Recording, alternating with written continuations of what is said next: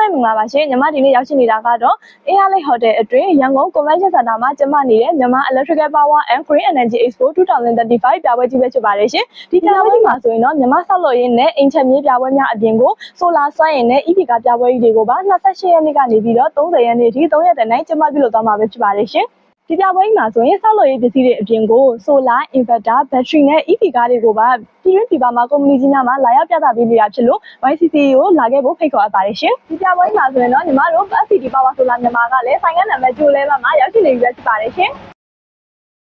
FCD Power Solar မြန်မာမှာဆိုရင်ဆိုလာအင်ဗက်တာဘက်ထရီကွန်ထရိုလာနဲ့အိမ်သုံးပစ္စည်းတွေဖြစ်တဲ့ခမင်းပေါင်းကိုမီးဘူး Power Station များအပြင်ဆိုလာတက်မျိုးစုံကိုလည်းအသက်သာဆုံးပြင်မနဲ့ရောင်းချပေးသွားမှာဖြစ်တဲ့အပြင်အခုဒီမိုးရှိကြီးတွေလည်းရှိနေတာမို့လို့ရန်ကုန် Convention Center ရဲ့ဆိုင်ကနံပါတ်211မှာရှိတဲ့ညီမတို့ FCD Power Solar မြန်မာကိုလာရောက်ပေးတာကိုဖိတ်ခေါ်လိုက်ရပါတယ်ရှင်အိမ်တိုင်းအတွက်မရှိမဖြစ်လိုအပ်တဲ့ရေနဲ့မီးကို24နာရီမပြတ်ရရှိနေတယ်ဆိုရင်တော့ YCC ပြပွဲရဲ့ဆိုင်ကနံပါတ်211မှာရှိနေတဲ့ညီမတို့ FCD Power Solar မြန်မာကိုလာခဲ့တော့နော်